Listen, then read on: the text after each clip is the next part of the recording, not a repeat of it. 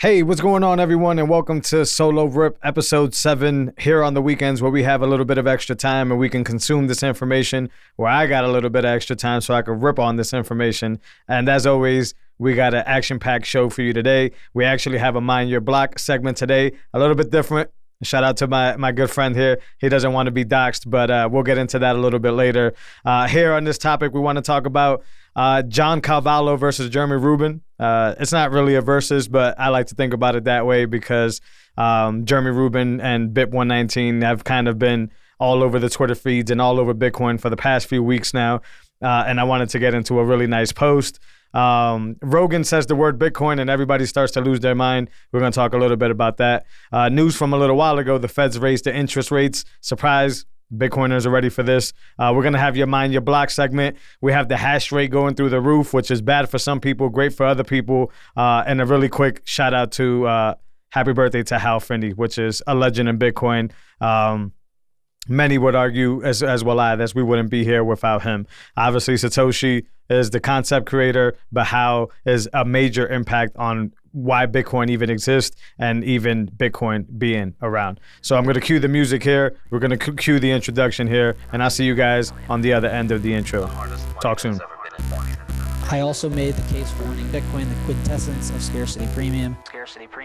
It's literally the only large tradable asset in the world that has a known fixed maximum supply. By its design, the total quantity of Bitcoins cannot exceed 21 million. Bitcoin is the hardest money that has ever been invented. If you don't have my private key, you cannot spend my Bitcoin, period. And this is the power of Bitcoin. It's the first time we figured out how to create true property that you can take possession of with full custodial rights. All right. We back. Appreciate y'all. Welcome to another episode of Talking in Bits, where we walk you through Bitcoin bit by bit so we can provide you the information you need to succeed and persist. This is once again Solo Rip number 7, and looking very forward to get through this quick but meaningful and impactful information with y'all, as I always tend to do on these Saturday rips. First and foremost, today I'm recording this on Wednesday, May 4th. Happy birthday, Hal Finney. Hal Finney is a pioneer, a cypherpunk, and fun fact, one of the first to receive, the very first Bitcoin transaction from Satoshi was received by Hal Finney. I have a few notes here just to not mess this up, but Hal Finney gave us PGP encryption, reusable proof of work, and supported the Bitcoin project when Satoshi stepped away, and basically one of the early pioneers of everything that we talk about here every week and everything that we're seeing Bitcoin do. So very happy birthday to Hal Finney. I'll be perfectly honest, and I need to get more versed on Hal history. I know the highlights and I know the basic stuff, but I couldn't go through my post today without noticing the impact that Hal does. And because Bitcoin has impacted my life in such a tremendous fashion, literally night and day from before I knew about Bitcoin to after I knew about Bitcoin, then super special happy birthday to Hal Finney. So we're going to continue there, and we're going to jump into more Bitcoin talk, but controversial Bitcoin talk. We're talking about CTV. We're talking about BIP119. I talked about it in the Solo Rip last week. This is one of those things where it's like there's a side that's like, hell yeah, this is super cool, and it's starting to go up. And there's a whole nother side, actually kind of the side that I'm leaning on here, where it's fucks no, we don't really need this type of thing. This thing is too... is being rushed, basically, and it's not really understood by most of Bitcoiners, so it shouldn't be adopted if the majority don't agree, because remember, this is a consensus network, and we all agree to this stuff. This is really cool post here from Francis Paolo. I'm sorry if I'm butchering your Twitter handle here, and it's basically just a screen cap of John Carvalho basically speaking to Jeremy in the Bitcoin mailing list. I'm not a part of this mailing list, so it's always cool when I get when somebody else is and screen caps it and shares it with us. I'm sure it's public information. I don't think there's anything secret here, but since I'm not a developer, why would I be in the mailing list trying to cause any trouble? We can do that on Twitter as it is. But kind of just like skimming through here, John reaches out to Jeremy directly here, and basically just starts to say, things that I think are obvious, but maybe I'm not in the weeds too much. The path to consensus is to propose things that everyone needs. Demand comes from the market, not the designers. That's how he leads off here. And shout out to John. If you haven't checked out the episode with John Carvalho, it's one of my favorite episodes that we've had here on the main chain a few episodes, not here, but on the main chain a few episodes ago. I highly suggest you check it out. John is not only an OG Bitcoiner, but a well-spoken OG Bitcoiner that seems to understand, from experience, where Bitcoiners seem to get snagged up on certain like noise, if you want to call it that, and where some of the signal is. By all means, am I not saying, and I'm sure he would say this, that John is, the 100% proof of all this and the person we're supposed to be following. But in hearing John talking and speaking to John, I actually appreciate his transparency, and I appreciate his view on things, especially, once again, being an OG Bitcoiner. Fun fact, I asked Jeremy Rubin to come on the show. I actually met Jeremy a few times. I was able to record a few of his events, and he didn't even answer the tweet, the DM, I should say. I'm sure he's getting bombarded in his DMs, and maybe I'm not even on the radar as, I saw somebody say that he should be on McCormick's podcast. Talking to Bits is not on that radar yet, even though I think the quality of the talks and the quality of the show, in my opinion, is much higher than McCormack's. But he got that audience. He got all that. Maybe Jeremy should go on there. I do think Jeremy should be on podcast. A lot of Bitcoiners consume podcasts as their main source of Bitcoin knowledge. And this is if you're pushing this and you actually want this to go through, stop going on the fact that y'all should know that this is good, and actually, go on these podcasts and continue to explain yourself. Because if I didn't hear you explaining yourself, let's say in the Twitter spaces or something like that, maybe I should be able to hear you on a podcast at my convenience, so I could actually get this and I could actually rock with you or go against it. But John goes on to go here a little bit later on to say there's no hope, capital letters hope, to ever getting the majority of Bitcoin users to be able to grasp, audit, meaningful consent to complicated new features, nor to assess how they may interact with existing features in an undesirable way. This is actually what I just finished saying right now, which is like, I may not understand it. I'm not the most, technical guy. I'm not working on these BIPs. I'm not coding in Bitcoin day in and day out. And I'm purposely admitting that. But, you need to let the market kind of decide, if what you're implementing is actually meaningful. And it can't just be the higher level market. It can't just be the smart people, the developers, although that's a big piece of it. It needs to be everybody needs to kind of agree with it in a sense, right? This kind of goes back to the small blocks, big blocks thing. So a lot of the exchanges and a lot of the people that would be incentivized from having a bigger block, well, they were just trying to ram it down people's throat. But what about the guys like me that want to run a Raspberry Pi and still have a sizable blockchain, right? And still have a small computer with about a terabyte that can actually run this? You need to listen to us too, right? Like that's the whole point of this whole thing. But I agree with Jeremy here. He goes on to tell him, you're of course welcome to try and research and document all the details about how this plays out in practice, but you will fail to specify a path to approval or any sort of clear governance structure for ensuring the speculative features get into Bitcoin. You will seek and only see a bias that allows you to get what you want. Until you focus on what everybody wants, you will not reach consensus on anything. Just to kind of skim this last section here, there is simply no urgency or problem that any of the proposed soft forks features are trying to address. This includes APO, don't know what that is, CTV, sidechain proposal, et cetera. Your aggression to your purpose is the antithesis of consensus, as it indicates your incentives are external to it. That's a mic drop. If I ever were to read one, if I ever were to say one, like I said in the beginning of this episode, I'm definitely starting to lean towards that sense of it. Not because I wasn't out there and listening to Jeremy, while I recorded those events. Not because I'm not open for Bitcoin to grow and expand, but because the underlying thing that I continue to see over and over and over again is this shove down your throat type of aspect or approach to getting this done. This like night and day thing of getting it done. This like, it better happen because it's good and blah, blah, blah. And I think John articulated himself very well in here, and I am going to leave a link so you can see this post. Most of you guys that follow me have already seen this post. I'm not even going to go into the comments. There's 46 quoted tweets here.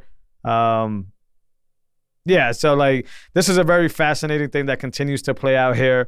But I do agree with one thing and one underlining thing here. If you're going to try to make drastic changes to Bitcoin that are not obvious, meaning like there isn't a security breach, there isn't, anything wrong with like the signature of keys and how Bitcoin handles keys. If this doesn't need to be implemented right away, then there is no reason why time can't play itself out. You can continue to explain yourself on podcasts. You can continue to explain yourself to most of the users. I get it. 100% of the people are not going to roll with you at any point in time. I understand that. But the more and more you kind of go on and educate not only the developers and not only the technical people, but the basic node operators and things like that, the more likely you are to get the free market to decide that this is the thing. I don't know if it sounds obvious to me. I don't know if that's obvious to everybody. I don't know if I'm making too light of a situation that's actually much bigger than this. So I don't want to be that. But that's where I'm going to close on this topic here. Very well articulated write-up from John. And once again, shout out to John. Please listen to the episode, because even while I was talking to him about things like different payment methods and how, we have different Lightning protocols and they need to line up, John is very transparent in his messaging, very clear in his messaging, and very experienced, not only, being the CEO of Synonym, but his background all the way back to Bitrefill. So, Jeremy, the offer still stands. I know I'm not Peter McCormick, but I'm sure the listeners of this podcast will love to hear your explanation of BIP19 and if I were to use a dumbed down version of it. And if you're not skilled in dumbing things down, then I think that's a problem in life. Never mind just Bitcoin, because a lot of this techno babble needs to be simplified for the masses. And that's apparent by the fact that people are still blown away by private keys and find that techie and difficult or whatever. So good luck to Jeremy if that's where it needs to end up. Good luck to John in that sense. But I think John kind of laid it out in the right channel, right? The mailing list, and articulated himself to sound what I've been seeing the majority kind of reflect. So you follow up on it, you check in on it. Maybe you'll mind your block one day on this and we'll be able to talk about it a little deeper. I do want to hear more people's opinions, because as this thing starts to play out, I hear really good arguments for it, but I always hear this like rushed, shoved down your throat argument, and that's just extremely strange to me. So let's move on from there. Finally, Joe Rogan utters the word Bitcoin in one of his shows. Actually, it was ironic. It was in one of his MMA episodes, which is his side chain, if you want to call it that, episodes where he just talks, about MMA into MMA fighters. But MMA fighters, just like other athletes, understand the value of Bitcoin. And Joe Rogan actually utters the word, that basically saying, compares it to the internet, things that us Bitcoiners have been talking about, compares it to the internet and basically saying they tried to stop that and look what happened. You're probably watching me on the internet. So the same thing with Bitcoin. They're trying to stop that, or they're going to try to drop their digital dollar currency, and Bitcoin will just continue to do what the internet did and just keep Pac-Manning, eating as it continues to go down this road. And for us to be able to experience this as Bitcoiners, we're extremely early. And it's huge. I mean, it's more than 30 million plus now, but we all know Joe Rogan's audience to be a massive audience. So for him to start uttering these words and start uttering these sentiments, it's going to get a lot of people's antennas up that weren't already on Bitcoin. And it's a huge, huge thing. However, and I love Joe Rogan, this doesn't mean anything to Bitcoiners that know this stuff already, right? Like, this is one of those things where it's like we already know what's going on. We need to stay focused, is my gist that I'm trying to make here.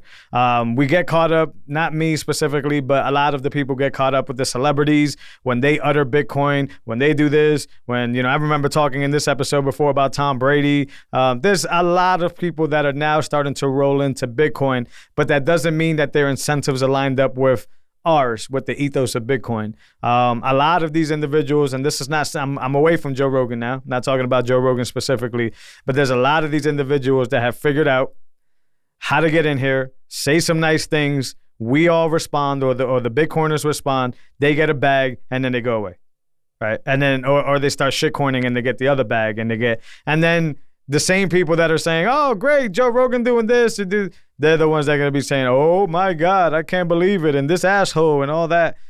The way you protect yourself from this is not pay attention to that, because I think that's a lot of noise. Do I appreciate that an audience of 30 million plus now know, Bitcoin and now kind of roll with it and or at least have their antennas up? Of course, that's the same thing as Saylor talking on CNN and all these other places. That's the same thing. But I still have to stay focused. And I think y'all as well should stay focused, because this doesn't really mean shit about shit. This basically just means that he finally got a pain point that got pushed, right? Like whether it's he noticed, what was going on around them, or somebody came up to him and told him you're short Bitcoin, which I think Adam Curry has tried to tell Joe Rogan about Bitcoin all the time. A lot of people even speculate that Rogan has had Bitcoin in the bag since before, right? But my point is that we don't need to run to the TVs or to the phones or to whatever every time a new celebrity brings up Bitcoin. It's cool that those audiences are being exposed, because that's what I do. I'm trying to expose people to Bitcoin, teach people about Bitcoin. But remember, have that same energy whenever he decides to do whatever he decides to do. I don't know if that's a rug pull. It could be. I don't know if it's chasing a bag. It could be.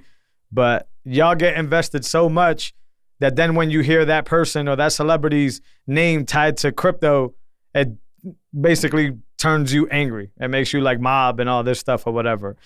Once again, the solution to that, stay focused on the prize. We're here for a mission that requires a higher position. So let's stick to that position instead of lowering ourselves or getting, super groupied out whenever somebody big utters the word Bitcoin.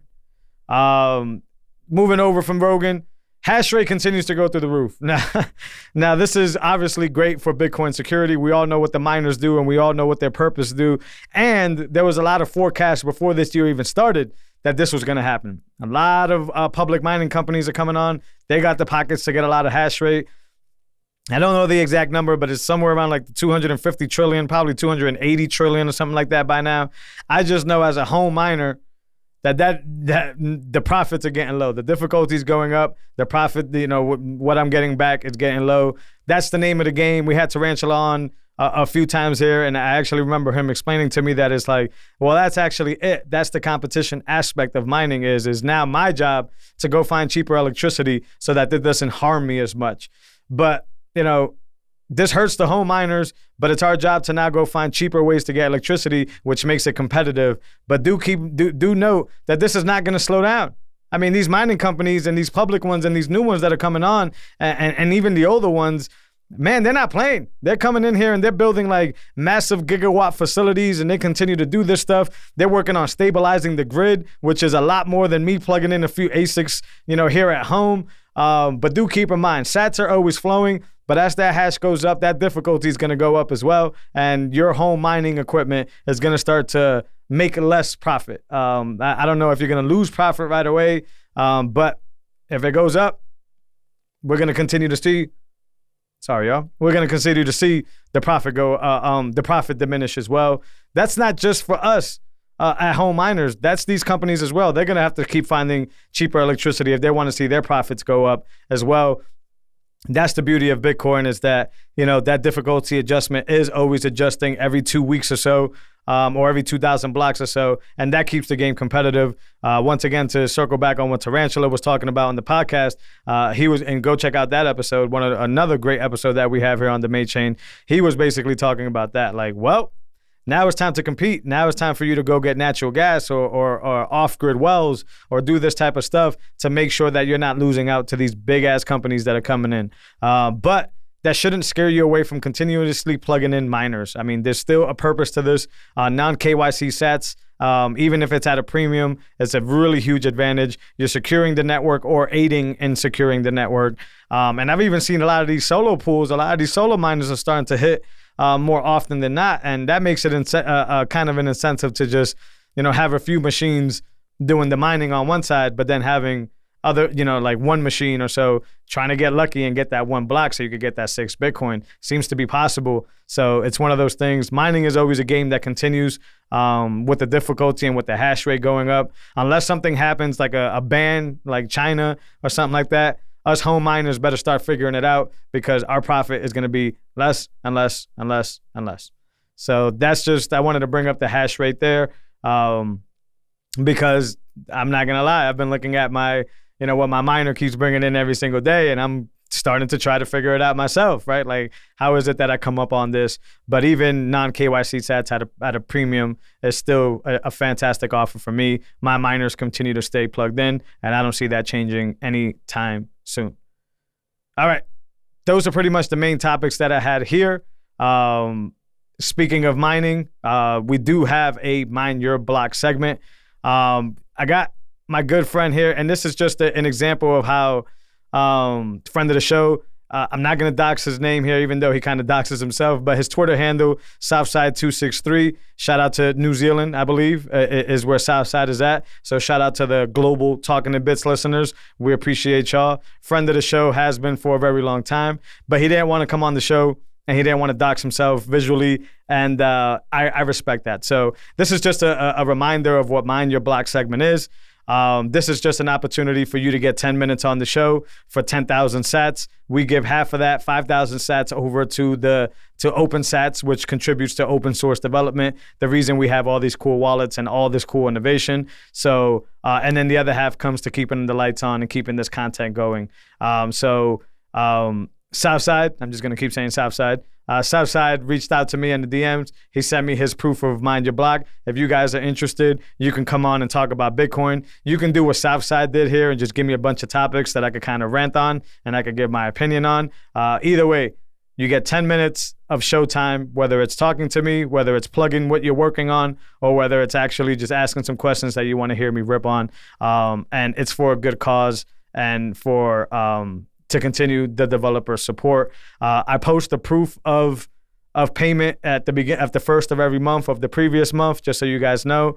Last month we only got 3, so it was a very low deposit, but every single sat counts, and I'm proud to be able to do that. So if you know somebody that wants to plug something or talk about Bitcoin with me, or if you just want to support the devs, or if you want to support Talking in Bits, you can definitely come on the show and Mine Your Block.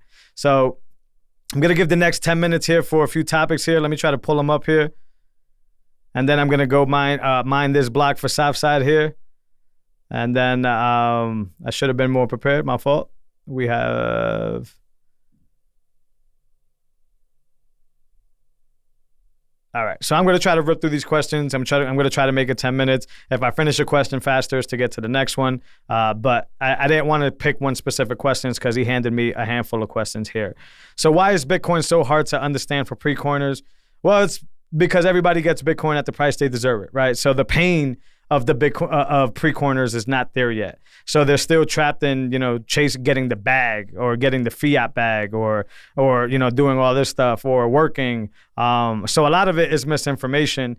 But to be honest with you, and this is something I'm sure Southside you could agree with, is when you really get into like a maxi and when you really start talking to a maxi, which is what happens when pre-coiners bump into a maxi, it kind of sounds way too good to be true. I mean, we have these stories about inflation and how hardest money of all time and how it's better than gold and how we traverse space and time. And then people have this bias, this thing where like they need to like kind of feel it and see it in their hand. So if I tell you something is better than gold, but then I tell you that you can't actually hold it, like it's on your device or it's on the blockchain, I can see where a lot of pre-coiners are probably thinking, bullshit, man. Like this is a Ponzi scheme, this is baloney, this is a bunch of stuff. So, in my opinion, why is Bitcoin so hard to understand is because it's so good at what it does, solving money, right? That sometimes it seems very religious or very magic to a lot of people that haven't done the homework and haven't done the orange pilling to understand it. So I'm not necessarily surprised at this question because I see it all the time, but I think that's my opinion on it. And the more we dumb it down for pre-coiners, I think the better off we'll be in that situation. So question number 2 is, why is financial literacy not taught in schools? Well, because it's tied to in my opinion, to the fiat spigot to the government, right? So financial literacy is not taught in schools because, in my opinion, especially in public schools, don't have any experience with private schools. They want to kind of train you to be the sheep, right? Like they actually, if you really look at if you compare like the day of a 9-to-5 working adult to the day to a student, it's kind of the same. You have to wake up. You have to get to a certain place on time. You have to punch in. You have to do your very best so they could give you some soft responses on why you're doing better or why you're escalating or why you're improving and all this stuff. And it's really just a system that's tied to that. So what you do is after 12, grades of doing that over and over again, and then maybe some college, well, guess what? You're geared, you're primed, and you're ready to rock and roll to go do that for a fiat job, which, as we know, taxes and the government want you to do, is basically training to be a sheep. So why would they teach you to empower yourself if they kind of want you to be a sheep, right? And then if they teach you about the stock market and they teach you about all this stuff, well, that whole industry collapses. And that's like the financial advisor business and all that stuff. So there's a lot of reasons why I don't think it's taught in school. But, it's basically because that curriculum and a lot of different avenues, as we've been seeing lately with the woke culture, that curriculum is not designed to help you. That curriculum is designed to teach you how to be a sheep, how to be a taxable human being, how they can drain your energy, not only for the life of the school, but for the life of everything, right? So that's my opinion on why financial literacy is not taught in school. How has Bitcoin changed your life? He says, miss me with the safety meat diets. I'd say Bitcoin has changed my life because it's lowered my time preference. I tell my wife this all the time. Like before, both my wife and I were working 9-to-5 jobs, and we couldn't seem to get over a hump of being able to store more than about $2,000 worth of value. I mean, like every time we got to, it seemed like this invisible mark that was, set on us, just to curse us. Every time we saved up about $2,000, an expense would come up, like a house expense or a car expense, or, we have kids, so a kid's expense, something would come up and we would have to tap right into that $2,000 and start that saving cycle all over again, right? And then when I learned about the stock market, I started pumping money into that. But that was such a slow climb because you're not really getting the results that you were getting in the years before in the previous market for a bunch of other reasons.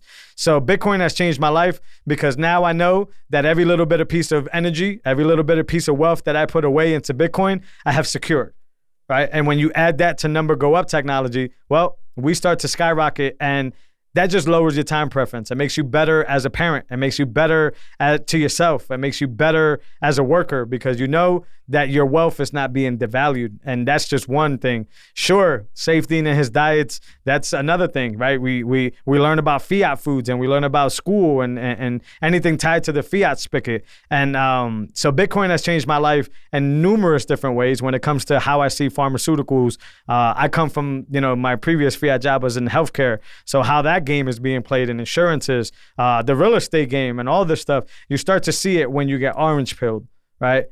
But the real underlining thing that it did for me, it made me not discount my future and think about 10 to 15 years ahead of time and what I want to leave my kids and how I want to leave this world and how I can do this show at a loss. Because as I explained to you and when we were talking, I do this show at a loss because I care so much about it and about educating, about talking about Bitcoin. So it really just lowered my time preference here. That's the main thing here. Number 4, why does Bitcoin make some plebs don't trust verify every motherfucking thing? Well, similar to what we were talking about, because we're tired of being lied to, right? Before Bitcoin, we've always been lied to, but it was one of those things where you either act like it's not happening or you bite the bullet because there's no other way to rebel against it or to go against it. So, once we figure out and we've seen the examples like the big ones like Mt. Gox and all this other stuff, we start to understand that we need to be verifying more things in life because a lot of people, especially when they're tied to fiat, I would argue the more tied to fiat they are, the more bullshit artists they are. I mean, look at the influencers in the space that are supposed to be Bitcoin only. Think about like the Jay Wills and the Pomplianos and those people or whatever. Well, if you don't verify those people, you get fucked because all they want to do is steal your bag, right? And that's where, it's not just, Bitcoin makes you do it, but it should be a rule in life. You should be verifying the information that you get. When you're reading about history, you don't just take the word of one book. You read a bunch of books on the topic, and then you verify by referencing what's alike and what's not. So Bitcoin are just Bitcoin just makes that extreme, right? And makes us very curious about who we're talking to and what we're trusting. But I would argue that, the fiat industry has done that on its own. That's not even Bitcoin. It's just something that comes along with just being lied to over and over again. An easy example is the lose weight in 6 week thing. Baloney. They've been stealing people's monies for years. Another one is your favorite cell phone carrier. I mean, how many years in a row can you see AT&T, T-Mobile, and Verizon here in the United States continuously say back to back to back that they're the best and that they have an award that says that that's the case? So that's a bunch of bullshit, and that's why we need to verify. If I want to know if Verizon is the best, there's ways to verify that. I don't need to take their word for it. And that's why Bitcoiners do that. I actually think it's a healthy thing in life. I don't think it's just a Bitcoin thing. Does Bitcoin unlock the BS filter? Ask Pompiano and ask Jason Williams. Of course it does.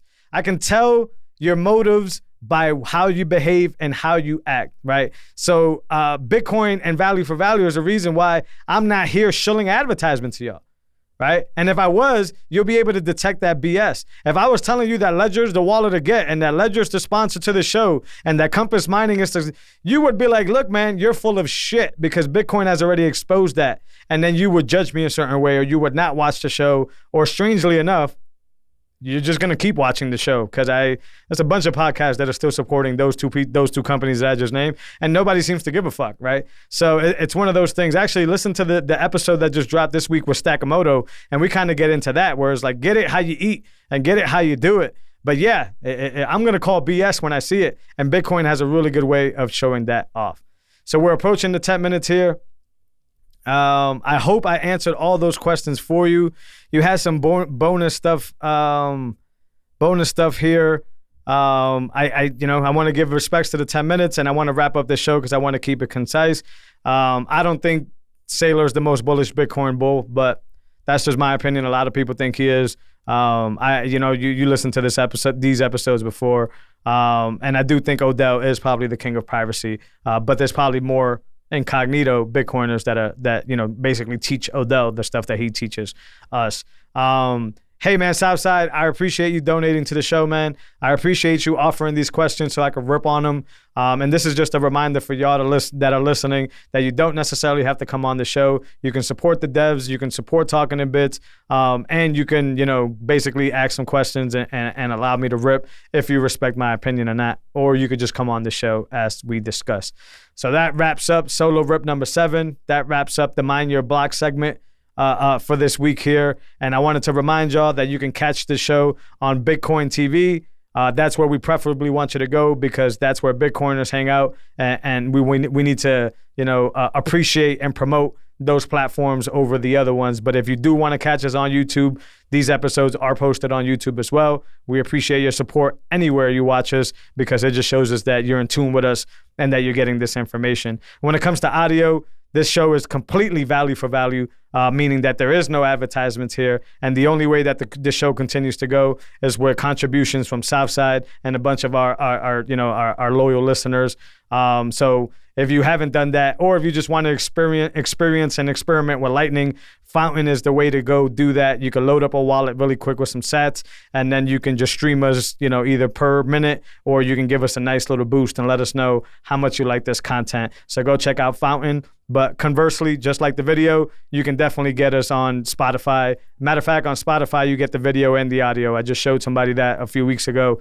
Apple Podcasts, all those other places, you could go check us out there.